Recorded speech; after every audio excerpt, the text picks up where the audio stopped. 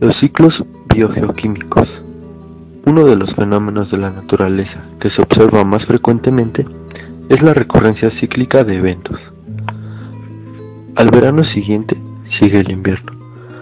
A la luna llena sigue la luna nueva. A la marea baja sigue la marea alta. Y a la noche el día. El comportamiento cíclico se presenta en una multitud de sistemas, desde las enzimas de una célula individual hasta la rotación de la galaxia. Los sistemas naturales de la Tierra, para poder disponer continuamente de materiales que se presentan en cantidades limitadas, han desarrollado ciclos que los surten de nuevo y los recirculan. Ejemplo de ello son el ciclo del agua, del carbono y los ciclos biogeoquímicos, del nitrógeno, del fósforo, etc. Ciclo del agua. Uno de los grandes ciclos de la Tierra es el ciclo del agua, hidrológico. El agua se mueve constantemente desde la atmósfera a la Tierra, los mares y luego, nuevamente, a la atmósfera. Cuando el agua se mueve, modifica la superficie de la Tierra. El agua es indispensable para la existencia de la vida debido a que es un solvente universal. El agua es un agente poderoso de los cambios. La erosión consiste primariamente en el lavado de alguna porción de la corteza terrestre por el agua corriente. Al fluir sobre el terreno, el agua construye montes, cañones y mesetas. Asimismo, transporta y deposita nutrientes y sedimentos. Pero esta breve estancia sobre la Tierra constituye solamente un eslabón en el ciclo del agua. El agua no se distribuye simplemente entre los océanos, el agua dulce o subterránea, o el vapor de agua en la atmósfera, sino que está circulando constantemente de un sitio a otro. El ciclo del agua está controlado por la energía del Sol y por la gravedad. Suministra, además, la conexión entre la atmósfera y litosfera, que hace posible la presencia de la vida sobre la Tierra. La transpiración es realizada en mayor proporción en la naturaleza por los vegetales. El agua almacenada en los tejidos vegetales, como en los animales, se difunde a través de sus membranas y entra a la atmósfera como vapor de agua. Los organismos vivos requieren de 30 a 40 elementos para su desarrollo normal. Los más importantes son carbono, hidrógeno, oxígeno, nitrógeno, azufre y fósforo. Como existe un suministro finito de cada uno, su continua disponibilidad depende de algún ciclo que permite el uso repetido de los elementos. Los enormes ciclos se emplean una y otra vez, transformándolos y recirculándolos a través de la atmósfera, hidrosfera, litosfera y la biosfera. En los ciclos gaseosos, el depósito donde se colecta el nutriente corresponde a la atmósfera. Existe poca o ninguna pérdida del elemento nutriente durante el relativamente rápido proceso de recirculación. En los ciclos sedimentarios, el depósito nutriente está representado por las rocas sedimentarias. Estos ciclos son más lentos y tienden a ejercer una influencia limitante sobre los organismos vivos. Los ciclos típicos de nutrientes gaseosos incluyen al ciclo del carbono, al del oxígeno y al ciclo del nitrógeno. En el ciclo sedimentario, las rocas sedimentarias constituyen el depósito principal. Para que los elementos lleguen hasta un organismo del tipo de un vegetal, las rocas deben ser intemperizadas y, posteriormente, transportarse al suelo. En este proceso, la mayor parte del elemento se deslava y se deposita finalmente en el mar, como sedimento. El elemento atrapado en estos nuevos depósitos de sedimento permanece insensible a los organismos, hasta que un levantamiento de los continentes lo expone nuevamente a la acción de los agentes atmosféricos.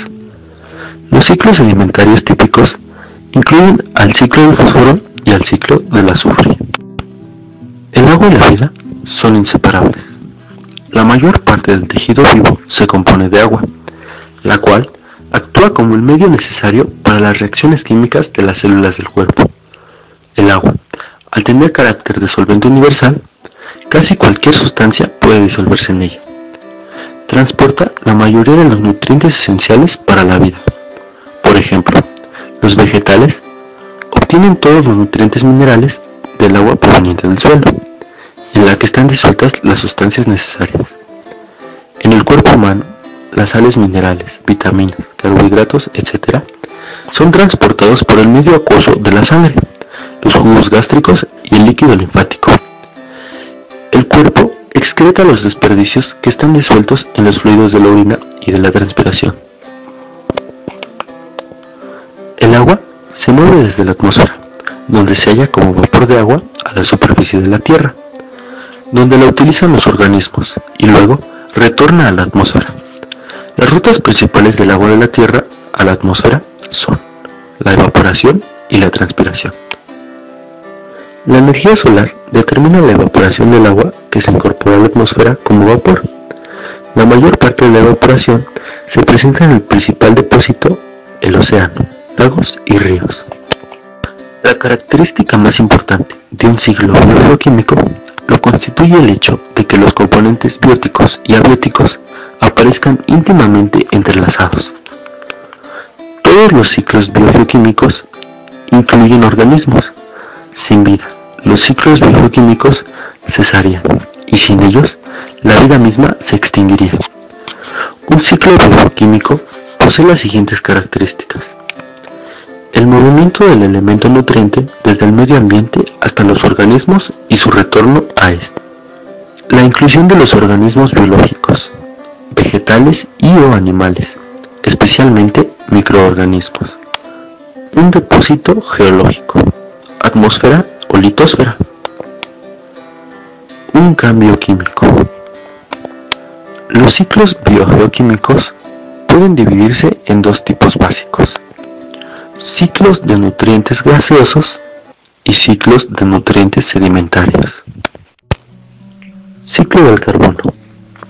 El carbono aparece distribuido ampliamente en la atmósfera en forma de dióxido de carbono gaseoso, CO2. Las plantas utilizan en la fotosíntesis el dióxido de carbono directamente para producir carbohidratos. El dióxido de carbono retorna a la atmósfera a través de la respiración, lo inverso de la fotosíntesis. El cálculo revela que sobre cada hectárea de la superficie terrestre, la atmósfera contiene unas 6 toneladas de carbono en forma de dióxido. Si no pudiera renovarse la cantidad total, las plantas verdes terminarían por gastar la totalidad del carbono atmosférico en pocos siglos. La fijación del dióxido de carbono por las bacterias y los animales es otra manera de disminuir la cantidad total de dióxido de carbono, aunque cuantitativamente menos importante. El dióxido de carbono vuelve a la atmósfera por las descarboxilaciones que ocurren en respiración celular. Las plantas respiran continuamente y los tejidos de las plantas verdes son ingeridos por animales que al respirar devuelven a la atmósfera bastante dióxido de carbono para equilibrar el consumido durante la fotosíntesis. Se acumularían en los cuerpos enormes cantidades de carbono. El ciclo equilibra por bacterias y hongos que, mediante los procesos de putrefacción y fermentación, desdoblan los compuestos de carbonato, plantas y animales muertos y lo transforman en dióxido de carbono otra vez.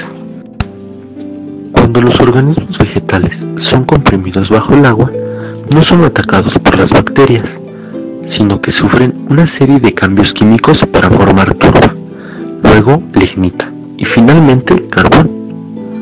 Los cuerpos de algunos organismos marinos pueden sufrir cambios semejantes y forman petróleo. Estos fenómenos significan la sustracción de parte del carbono al ciclo, pero más tarde los trastornos geológicos o las obras de minería o perforación por el hombre llevan a la superficie el carbón o el petróleo, que será quemado hasta dióxido de carbono, volviendo en esta forma al ciclo. La mayor parte del carbono de la Tierra se encuentra en las rocas, bajo formas de carbonatos, como las piedras cáliz y el mármol. Las rocas se gastan poco a poco y con el tiempo los carbonatos vuelven al ciclo del carbono, pero se forman en el fondo del mar otras rocas a partir de los sedimentos de animales y plantas muertas, de modo que la cantidad de carbono en el ciclo permanece casi constante. Ciclo del nitrógeno. La fuente de nitrógeno para la síntesis de aminoácidos y proteínas son los nitratos del suelo y del agua. Estos nitratos son absorbidos por las plantas y pasan a formar parte de los aminoácidos y proteínas. Las plantas pueden ser ingeridas por los animales, que a su vez emplean los aminoácidos de las proteínas vegetales para sintetizar sus propias proteínas y algunos otros compuestos nitrogenados. El nitrógeno atmosférico también puede ser fijado por la energía eléctrica, bien sea por los rayos o producida por el hombre. Aunque el 80% de la atmósfera está formada por nitrógeno, ningún animal o planta, con las excepciones mencionadas, pueden utilizar este elemento en su forma gaseosa. Cuando los cuerpos de las bacterias que fijan nitrógeno son atacadas por otras bacterias, los aminoácidos son metabolizados hasta amoníaco, que a su vez es transformado por bacterias en nitritos y nitratos. En esa forma se completa el ciclo. Ciclo del fósforo. Cuando el agua corre sobre los terrenos, desgasta su superficie y lleva consigo distintos minerales, algunos disueltos y otros en suspensión. Estos minerales, por ejemplo, fosfato, sulfato, calcio, magnesio y otros, son necesarios para el desarrollo de las plantas y animales. El fósforo es un componente de suma importancia de todas las células.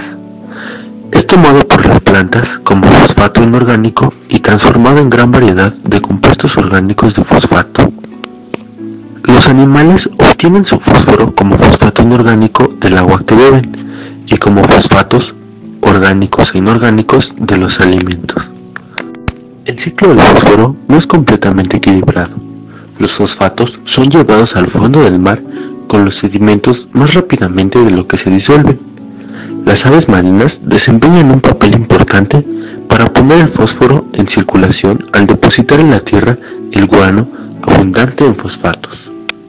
El hombre y otros animales, al consumir pescado, recobran también parte del fósforo del mar. Con el tiempo, las alteraciones geológicas hacen que sobresalgan algunas zonas del fondo abismal, bajo forma de montaña, y así se recobran minerales marinos utilizables.